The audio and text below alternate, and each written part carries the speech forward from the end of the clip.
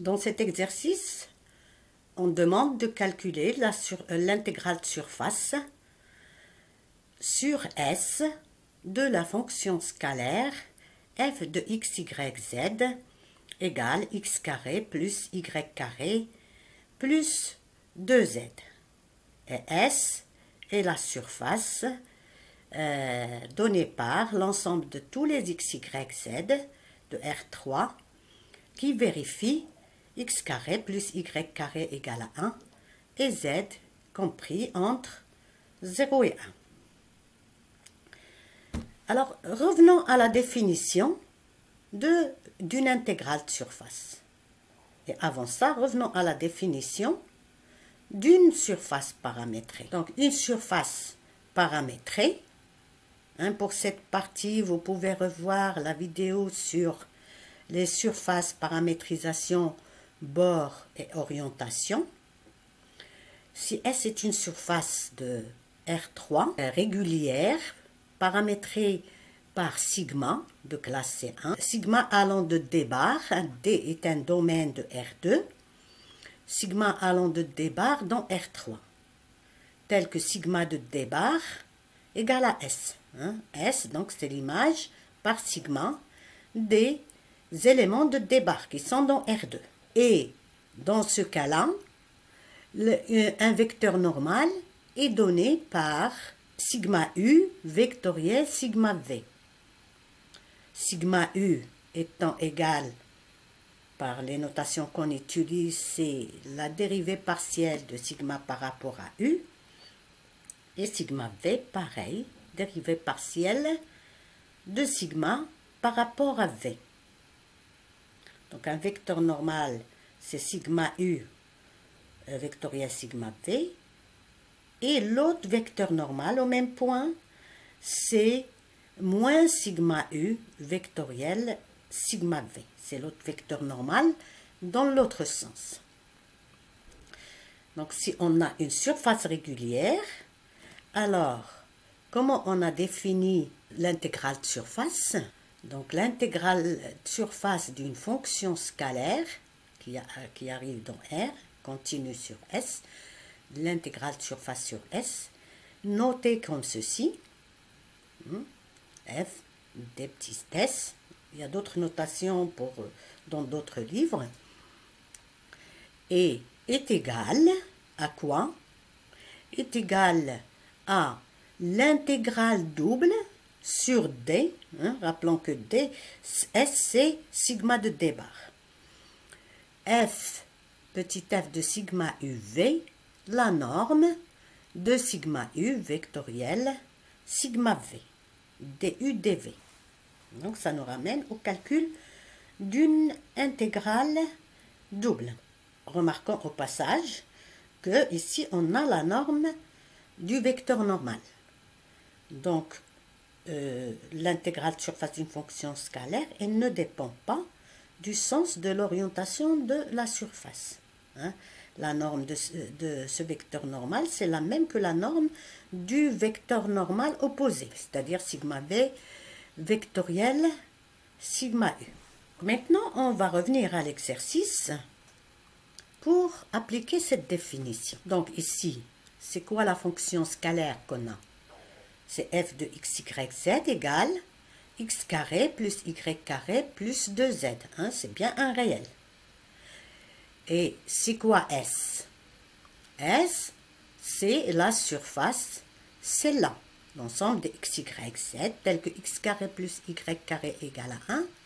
Ça, c'est des équations de cercle de rayon 1. Et là, le z, il varie entre 0 et 1. C'est-à-dire là, c'est cercle de rayon 1 sur cercle de rayon 1 sur cercle de rayon 1, sur toute la partie z compris entre 0 et 1. Autrement dit, c'est quoi comme surface? C'est la surface latérale du cylindre de rayon 1 et de hauteur 1. La surface latérale, sans les bases. Donc voilà notre cylindre. Le cylindre, mais nous, l'intégrale de surface, il est sur juste sur la surface latérale. Hein. Ce qui est, bon, c'est pas très bien fait sur la figure. Ce qui est en blanc, hein, la surface latérale. Maintenant, on a besoin d'une paramétrisation de cette surface pour appliquer la définition. On parle de cylindre, donc on pense aux coordonnées cylindriques. Donc une paramétrisation de S est donnée par les coordonnées cylindriques. Sigma de θ z égale 1 fois cos θ, le rayon c'est 1 ici, et 1 sin θ, z, avec θ allant de 0 à 2π, et z allant de 0 à 1. Ici, le débat, c'est 0 de π fois 0,1. 3,01, hein, il est dans R2. Donc ici, le U de la définition, c'est θ, et le V de la définition, c'est Z. Et un vecteur normal à cette surface, qui est sigma θ vectoriel sigma Z, c'est égal à cos θ sin θ 0. Pour ça, revoir la vidéo sur les surfaces usuelles, paramétrisation, bord et orientation, la partie cylindre. Et donc, la norme de ce produit vectoriel, donc de ce vecteur, la norme euclidienne, c'est la racine de la première au carré, plus la deuxième au carré, plus la troisième au carré. Et comme on a cos carré plus sin carré égale à 1, donc ça nous donne ces racines de 1 et donc c'est 1. Donc maintenant on a tout pour remplacer dans la définition. Donc l'intégrale surface de f de x, y, z, s sur s, c'est l'intégrale sur d de f de sigma θ z, norme de sigma θ vectoriel sigma z. Donc on va remplacer. Donc le d, le θ, il varie de 0 à 2π et le z, il varie de 0 à 1. Le sigma de θ z, on a dit c'est cos θ sin θ z. Donc ici le x c'est cos θ. Donc ça donnera cos θ au carré. Le y c'est sin θ, ça donnera sin θ au carré. Et le z c'est z et donc ça donnera 2z. Ça donne x carré plus y carré plus 2z fois la norme du vecteur normal qu'on avait trouvé égale à 1. du dv, dθ dz. On arrive maintenant à une autre étape, c'est le calcul d'une intégrale double. Alors ici on a cos carré plus sin carré c'est 1. Et donc, ça nous donne, c'est l'intégrale de 1 plus 2z. Les z et les θ sont des variables séparables. Donc, on peut séparer les deux intégrales en θ et en z. Z variant de 0 à 1 et θ, il varie de 0 à 2π. Calcul d'intégrale simple. Primitive de 1, z. Primitive de 2z, z carré. Primitive de 1, θ. Pour le z entre 0 et 1 et pour le θ entre 0 et 2π. Donc là, ça nous fait 1 plus 1, 2 moins 0. Et là, ça nous fait 2π moins 0, 2π. 2 fois 2π, donc ça donne égal à 4π. Dans l'exercice 7, on demande de calculer le flux qui passe par une surface dans une certaine direction. C'est-à-dire une intégrale surface. Hein, on a une fonction vectorielle, un champ vectoriel, f de x, y, z égale le triplet x carré, y carré, z carré, vecteur de R3, et S, la surface S, c'est l'ensemble des x, y, z appartenant à R3 qui vérifie z carré égale à x carré plus y carré et z compris entre 0 et 1. Et on demande de calculer le flux qui passe par cette surface dans la direction ascendante, c'est-à-dire dans la direction des z positives. Bon, rappelons d'abord ce que c'est que le flux. Hein? Le flux de f à travers la surface S, c'est l'intégrale de surface du champ vectoriel f, selon la normale n par rapport à laquelle on demande de calculer le flux. Donc, par exemple, si j'ai une sphère, en chaque point, j'ai une normale sortante et une normale rentrante. Et quand on parle de flux, on parle de flux selon une certaine normale, soit la sortante, soit la rentrante. Donc, quand on parle de flux, on doit préciser quel flux, est-ce que c'est le flux sortant ou le flux rentrant. Bien, ça nous ramène donc à la définition d'une intégrale surface d'une fonction vectorielle.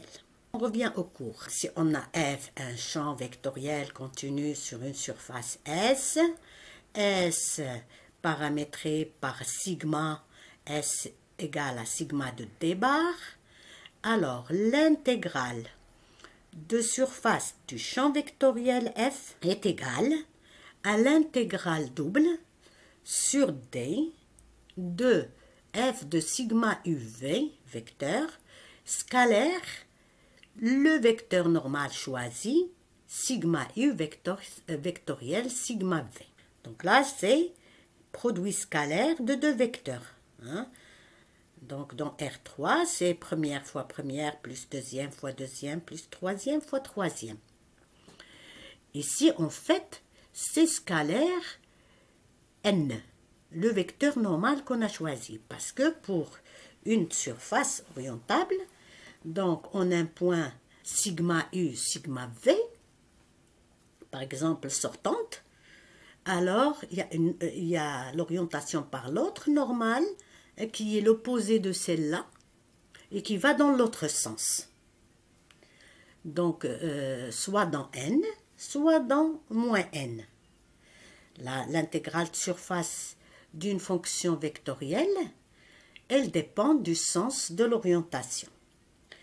Donc, si en général, on la note comme ceci, hein, si n, le vecteur normal selon lequel on calcule cette intégrale de surface, on la note f.n ds. Et quand il n'y a pas de confusion, on la note hein, juste avec f. Des fois, on vous demande de calculer l'intégrale de surface de f selon s, et sans préciser l'orientation de s. Alors, dans ce cas-là, on prend l'orientation hein, qui est liée à la paramétrisation qu'on a prise, c'est-à-dire on prend comme vecteur normal sigma u vectoriel sigma v. Revenons maintenant à l'exercice pour appliquer cette définition. Donc le champ vectoriel f de x, y, z, c'est le vecteur x carré, virgule, y carré, virgule, z carré, dans R3. S, la surface S, c'est l'ensemble des x, y, z vérifiant ceci. Donc c'est quoi ça? Ça, c'est quoi cette surface? C'est la surface latérale d'un cône. Hein, de rayon 1 et de hauteur 1. Là, c'est des cercles de rayon Z et le Z, il varie. Donc, on a d'abord un point, puis un petit cercle, un autre petit cercle dessus, etc. Ça fait donc la surface latérale d'un cône. Donc, on a besoin d'une paramétrisation de cette surface pour appliquer la définition. Voilà notre surface. En fait, c'est un cône. Donc, comme j'ai dit, c'est la surface latérale du cône de rayon 1 et de hauteur 1. Surface latérale, sans la base. On va trouver une paramétrisation de cette surface-là. On connaît la paramétrisation du cône. Donc une paramétrisation du cône, c'est x égale à z cos θ, y égale à z sin θ, z égale à z, et avec θ compris entre 0 et 2π, et le z il est compris entre 0 et 1. Une normale est sigma θ vectoriel sigma z, qui est égale à z cos θ, z sin θ moins z, qui pointe vers les z négatifs, parce que moins z ici il est négatif. Pour cette partie-là, vous pouvez revoir la vidéo sur les surfaces usuelles, partie cône. Donc on a ça comme vecteur normal, il est dirigé vers le bas. Et nous, on demande le flux selon les z positifs, c'est-à-dire vers le haut. Donc, la normale qu'on doit prendre ici pour calcul de ce flux, c'est la normale opposée à celle-là. C'est-à-dire qu'on prend n, c'est moins cette normale-là. Comme ça, elle est pointée vers le haut. Donc, l'intégrale de surface, on va la calculer selon cette normale, moins z cos θ, moins z sin θ, z. Il est dirigé vers le haut, dans la direction ascendante. Si on avait demandé le flux selon la direction descendante, c'est-à-dire selon les z négatifs, là, on aurait pris comme normale celle-là. D'accord? Bien. Alors maintenant, on a tout donc, pour remplacer dans la définition. La définition donc, de l'intégrale de surface champ vectoriel selon n, c'est égal à l'intégrale sur d. Le d bar ici, c'est 0,1 croix 0,2 pi. Et de f de sigma de θz, scalaire n, dθ dz. Le u c'est θ et le v c'est z dans la définition. Et le n, on vient d'en parler. Donc maintenant, on n'a qu'à remplacer. Alors donc f de θ, sigma θz. Sigma θz, on a dit c'est la première coordonnée c'est z cos θ. La deuxième, c'est z sin θ. Et la troisième, c'est z. Et f de x, y, z, c'est x, c'est le triplet x carré, donc première au carré, c'est-à-dire z cos θ au carré, virgule deuxième au carré, qui est z sin θ, donc z sin θ au carré, et troisième au carré, qui est ici z. Et le n, c'est moins z cos θ moins sin θ plus z, et on sort le moins ici. Voilà. Donc on a remplacé chacune par sa valeur en z et θ. Ce qui nous ramène maintenant au calcul d'une intégrale double. Donc maintenant on va passer à l'étape calcul. Alors d'abord, le produit scalaire, donc première fois première plus deuxième fois deuxième plus troisième fois troisième. D'accord? Donc là, z, on peut mettre z au cube en facteur. Il va nous rester ici cos cube. Là, sin cube. Et là, on a moins z cube. Donc en mettant z cube en facteur, il nous reste moins 1. Voilà, donc ça nous donne trois intégrales doubles à calculer. L'intégrale de z cube cos cube θ, l'intégrale de z cube sinus cube θ et l'intégrale de z cube. Alors, pour la première intégrale, donc c'est l'intégrale de z cube, par rapport, on peut séparer les variables, fois l'intégrale de cosinus cube de θ. On va calculer cette intégrale à part de cos cube de θ. Et pareil, on va faire pour l'intégrale de sinus cube de θ. Alors maintenant, pour calculer donc cette intégrale-là, on a cos cube θ, c'est cos carré fois cos. Et cos carré, c'est 1 moins sin carré. Et là, on a une fonction dont on peut trouver facilement une primitive. Primitive, donc ça fait cos θ. Primitive de cos θ, c'est moins sin θ. Et puis, primitive de sinus carré θ cos θ. Sinus carré θ cos θ, c'est de la forme f carré f' à une constante près. Et donc, une primitive, c'est f3 sur 3. La fonction ici, c'est sinus θ. Donc, ça fait sinus cube θ sur 3. On peut vérifier dans l'autre sens. Donc, on a 1 tiers. La dérivée de ça, c'est 1 tiers fois 3 fois sinus carré θ fois la dérivée de sinus qui est cos θ. Donc, ça fait bien sinus carré θ cos θ.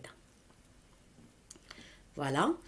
Et donc, et sinus θ en 2π. Sinus de π, c'est combien? C'est 0. Donc, là, fait 0 moins 0.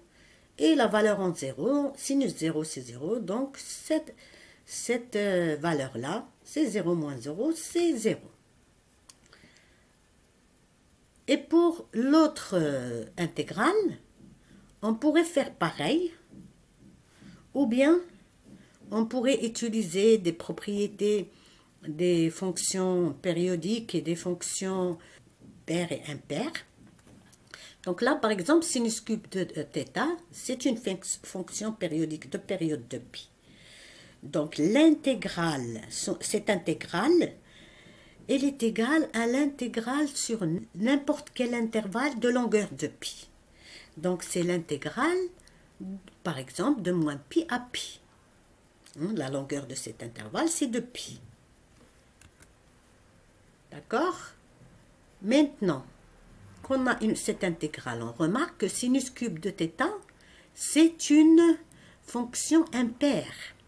Et pour une fonction impaire, donc l'intégrale de moins a à a, c'est 0.